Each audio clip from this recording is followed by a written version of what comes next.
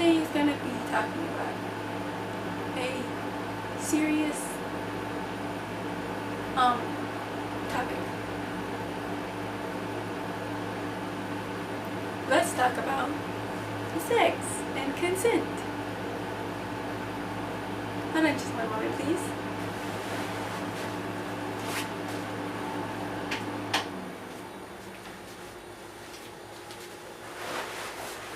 Okay, anyway.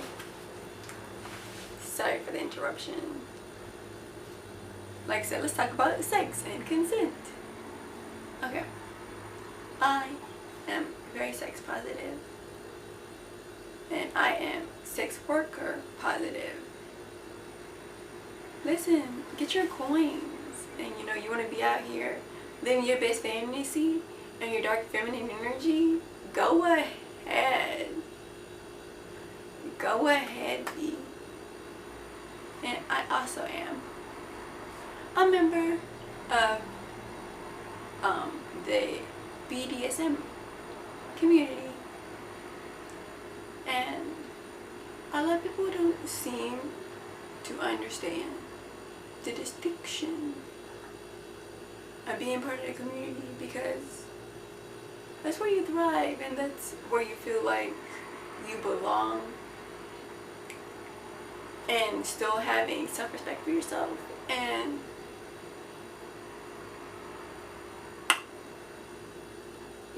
you knowing you have family issues, but it doesn't mean that you hate yourself. Then those who might have found the community because of some type of abuse that they went through. But here I am.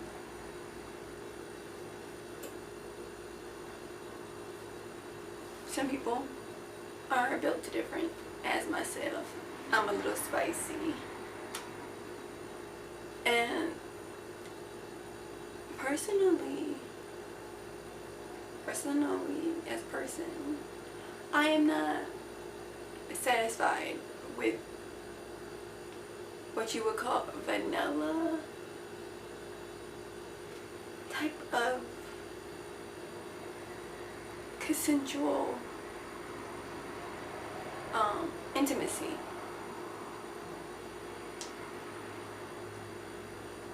So it would make sense for me to find where I'm comfortable, and also to find what makes me excited and gives me gratification.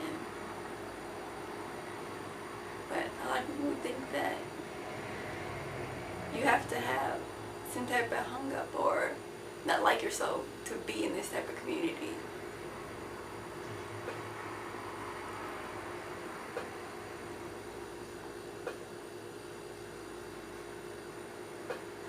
Sex is something that is a different form of love. There's all types of different forms of love. This one is a physical based one, but you also exchange energies. And they can be very powerful to connect people.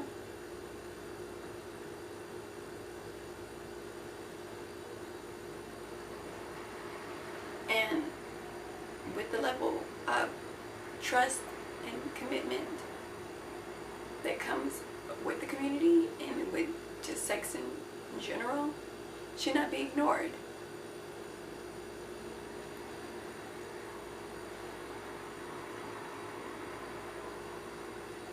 If your partner doesn't want to do something, drop it. There is no if, and, or buts. You drop it. They don't want to do it. They don't want to do it. There's no reason. Try to make up any reason to make them feel insecure or gaslight them into doing what you want them to do. That's like me coming to your house because you tell me you like Starbucks. And And then you being like, why are you in my house? And then me being like, oh, well, it's okay because I brought you Starbucks. It's not okay. You're entering into my house. I don't care if you have Starbucks. Get out. That's like you telling me you like tea and then me being like, oh, she's sleeping, but I know she wants tea. Yeah, she wants tea. Let me pour the tea down her throat. And then you're going to be waking up looking at me like, what the fuck are you doing? And then I'm going to be like, I'm giving you tea. You like tea. I didn't ask for tea. I don't want tea.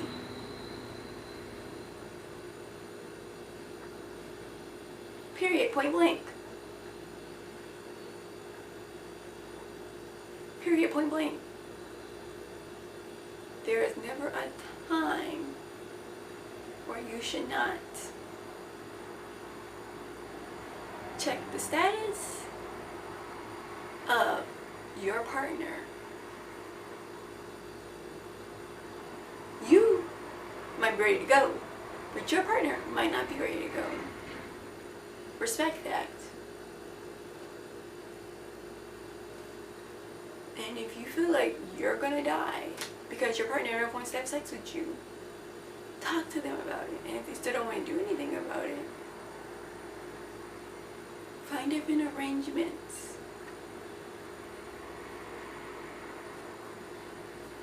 You don't have to force them to do anything.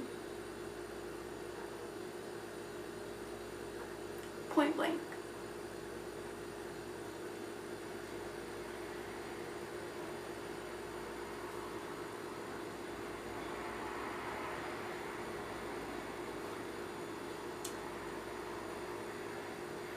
Anyway, let's talk about BDSM and sex. Anyway, so I am not a sex crazed person. I think that's what they would think that all BDSM people are sex crazed. I'm not a sex crazed person. I've already initially no, that's because I just told you literally a moment ago.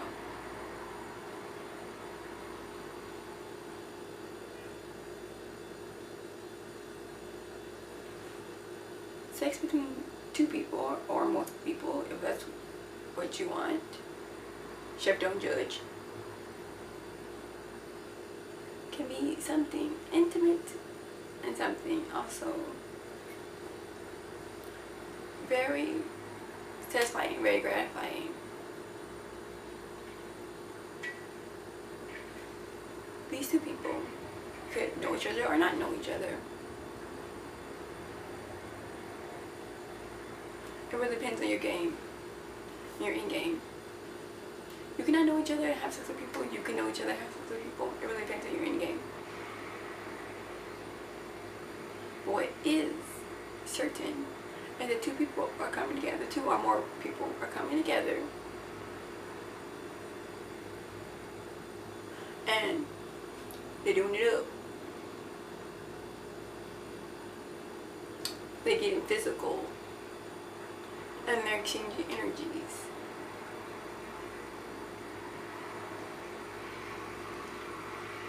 And the high that you get from that is really, really, really, really amazing. Also can be very addictive too, if you're not careful.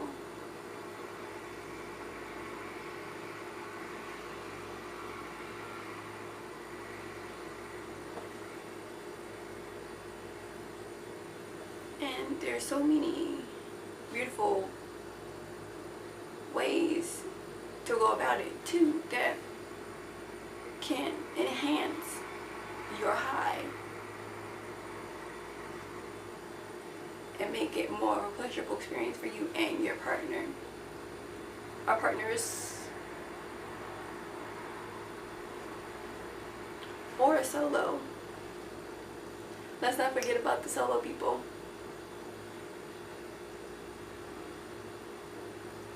And it can be very therapeutic. It can be very liberating too. You can find yourself too by exploring, you know, your dark feminine energy.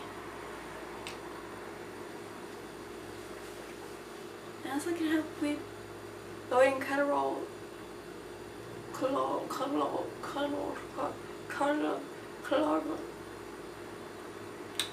the stress hormone in your body, and that's always good. It's always good, because you know we don't need to be stressing out here.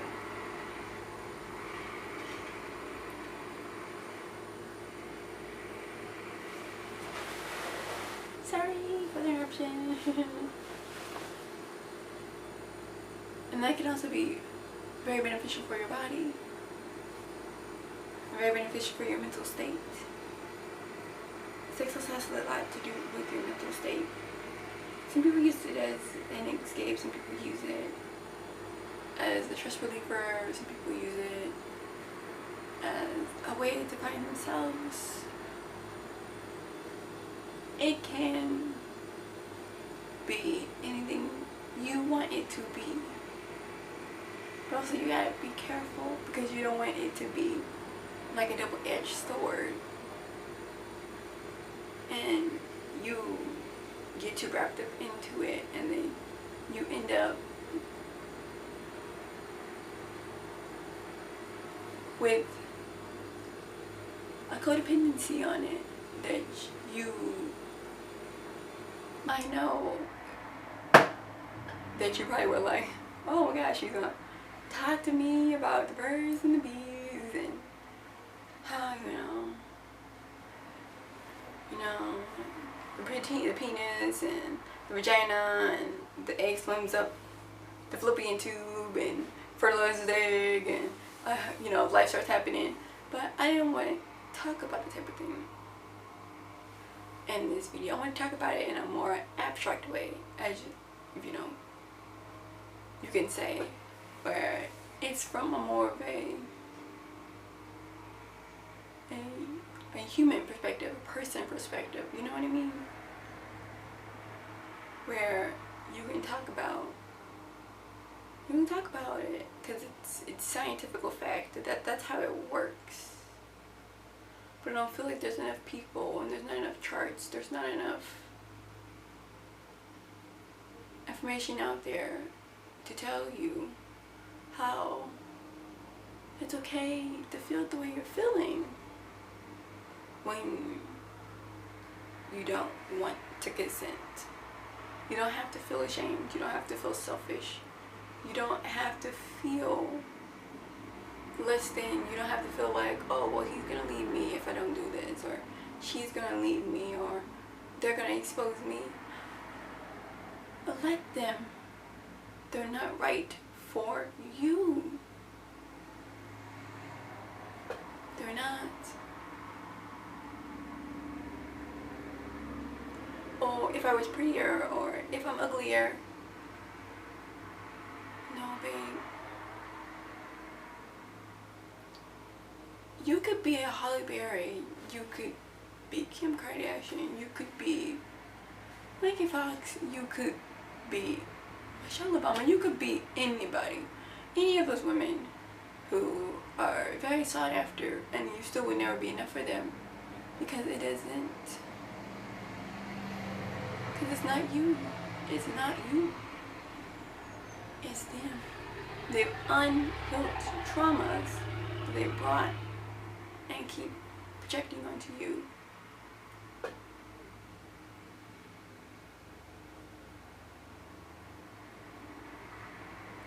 Most of the time,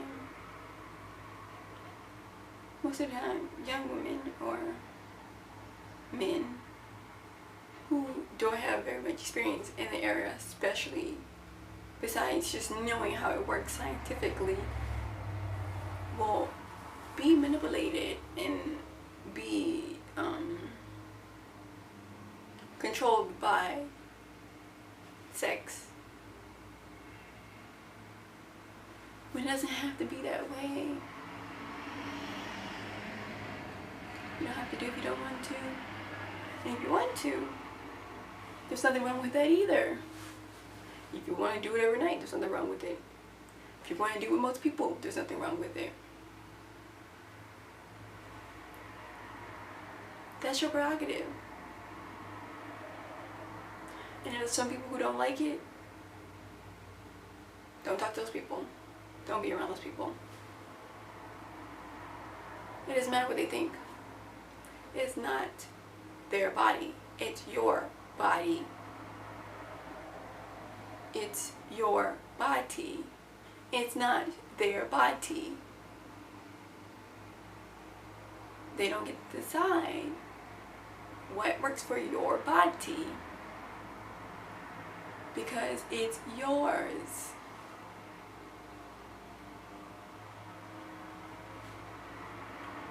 If they feel like they have a low libido and they can only have like what? I don't know, 6 months a week or maybe even a couple times a month. And you know, they want to be a conservative type of person. That's what works for them. But if you're a type of person who has a high libido and you want to have sex every night and you want to have different people and you want to try all types of different things, that's what works for you. That's what works for you. You're two different people. There's no need to feel ashamed. There's no need to feel embarrassed. And there's no need to change it. It works for you. It works for them. You're not hurting anyone. You're not hurting anyone at all.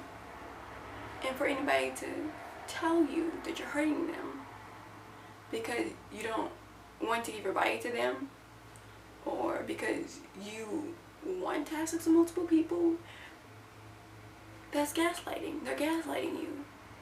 And they're trying to manipulate you. Don't let it happen. And understand. I understand. I understand. I understand. That you might really love that person, or that person might be your father, or that person might be your uncle, that person might be your brother, it might be a teacher. Whoever it is, you don't have to let it happen. You don't have to let it happen. You have rights over your body that you can give to someone special if you choose, or to give to anyone you would like.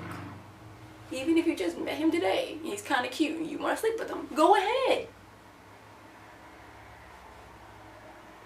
That's your prerogative. Do what you like. The only thing that matters is that you do it safely. Use protection. Make sure that, you know, you guys are making sure that, you know, you have a safe word,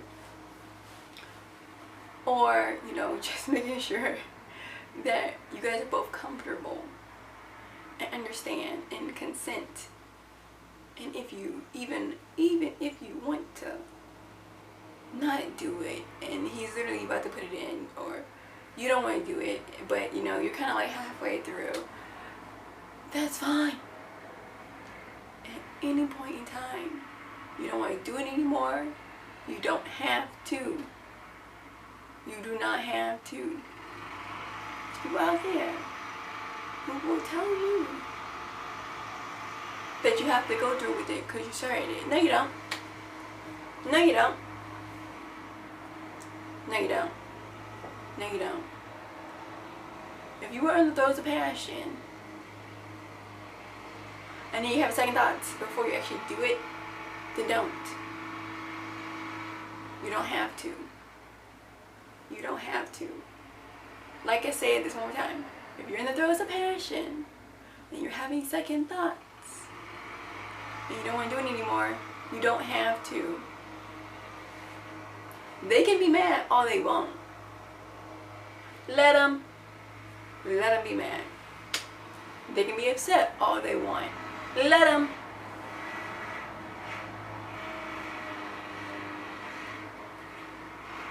And if they try to pressure you into it, or even worse, force themselves onto you, even after you told them you didn't want to, that's a whole other thing. And your body and your privacy, your right has been violated.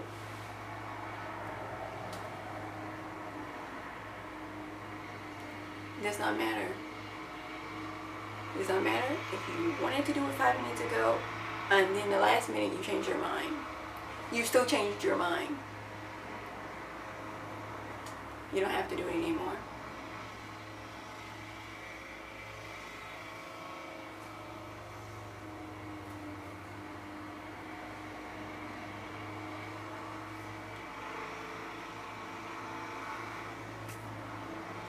It don't.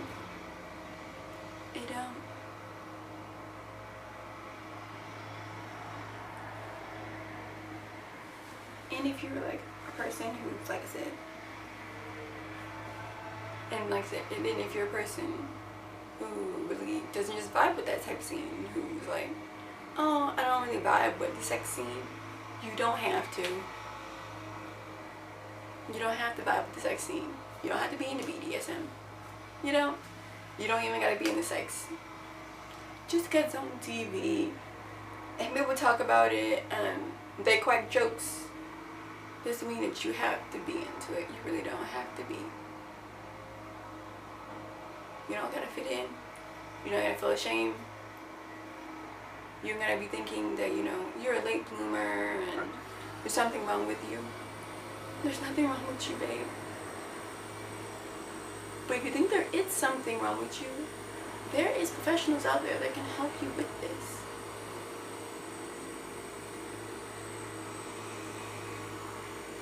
Well, most likely it's just you're not interested in it. So you don't have to force yourself to be interested in it.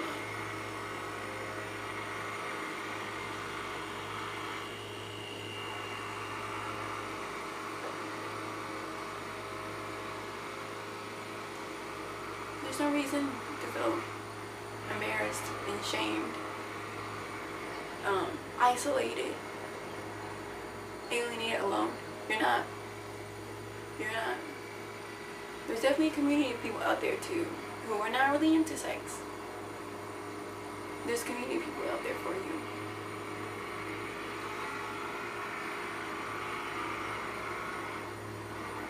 And we live in the 21st century. There's the internet. You will be able to find someone. You will.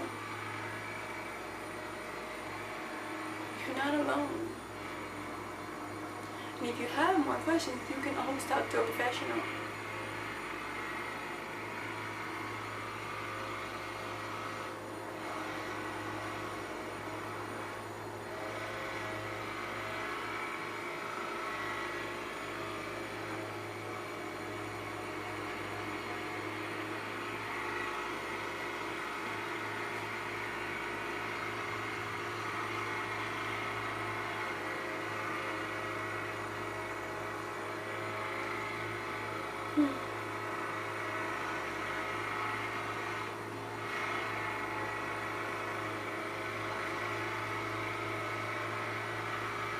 There is all types of things in BDSM. All types of things. Personally, I am more into doms. I'm more into daddies. I'm more into doms and I'm more into daddies. And I identify myself as a sub.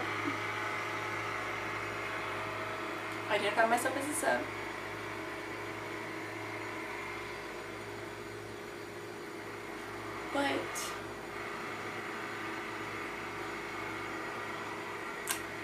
there's a lot of fake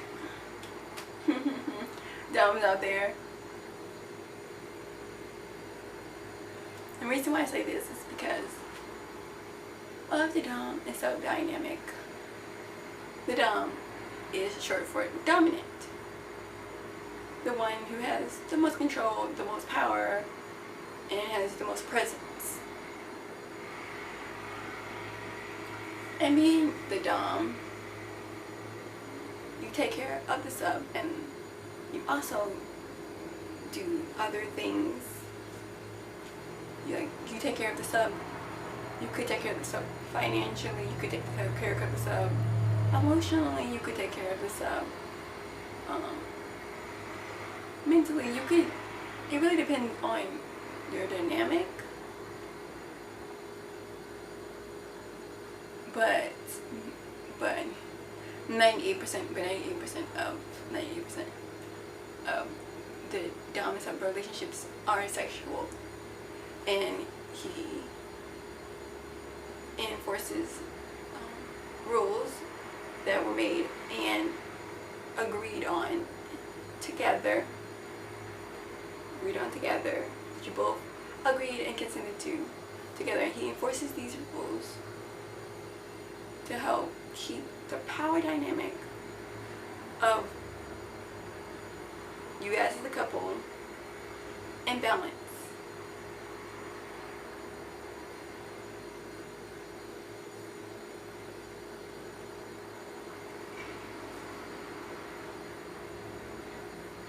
And these rules could be like, eat 3 square meals a day. These rules could be like, and these rules could be even something else like, don't talk to man while I'm in the vicinity of you. You know what I mean? These rules could be like, go to the gym 3 times a week. These rules could be like, when you're giving me oral, look me in my eyes. These rules could be anything that you guys have agreed upon.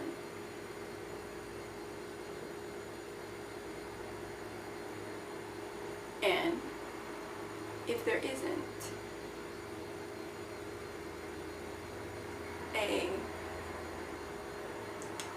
agreement, then you guys would work to find something better.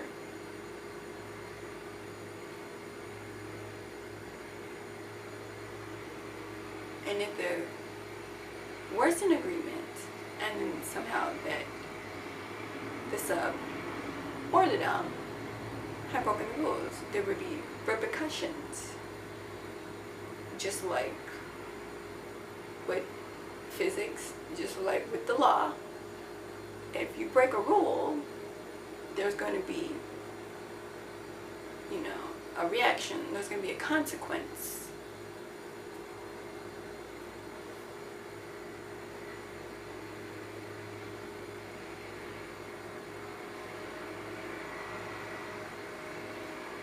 And these fake doms think that because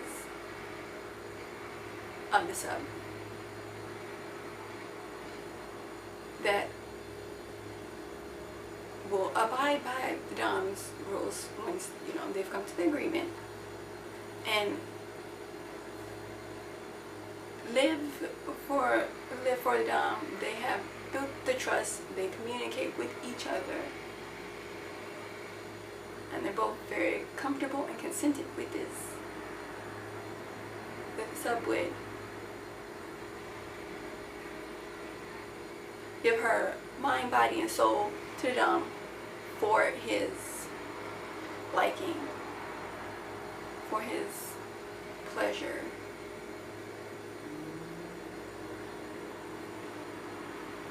And the sub would be submissive, which that's what it means, to be a sub, to be submissive, and to take the back seat. And just a metaphor, not always really, because a true sub always would be a very active member of the relationship. She wouldn't just let the dom do everything by themselves. She would still understand that she needs to be submissive, and she still needs to understand that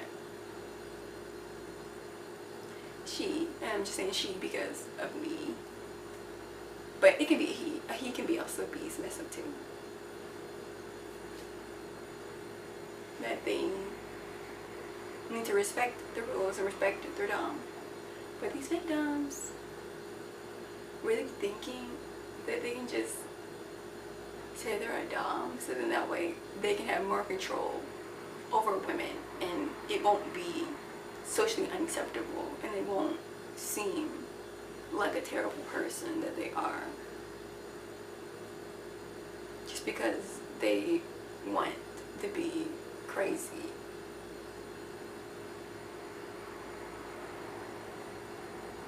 And you're like, oh, excuse you, what the heck is this? That's not what this, that's not what this is. That's not what this is. That's not what this is. What are you doing? What are you doing?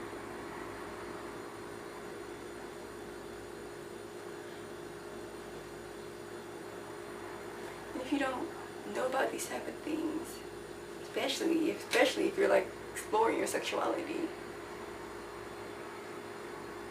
and you have a really bad experience, then you're gonna be feeling some types of way about BDSM and sex in general.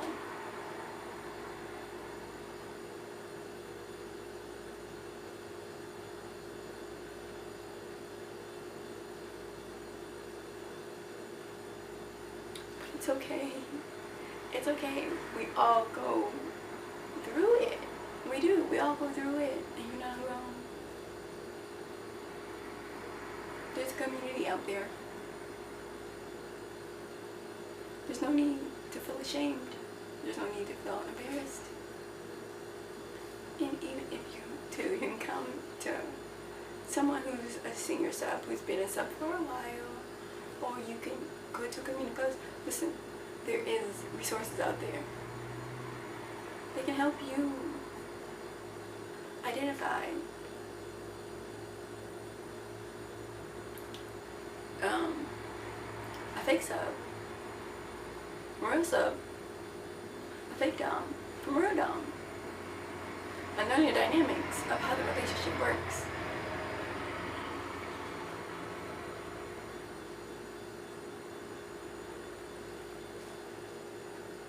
It can be such a beautiful experience. You and your dom exploring you guys' sexuality together and creating this bond, and also experiencing such amazing highs together.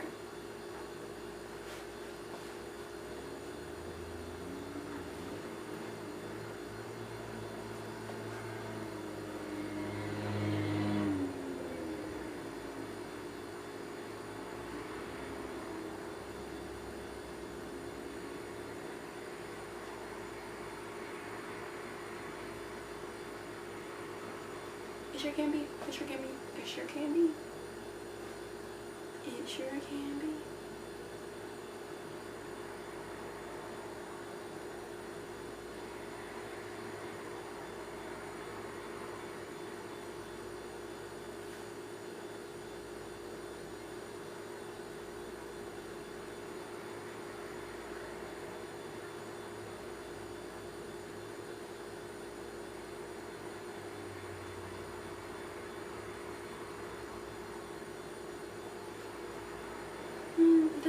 That's all that I have for you guys.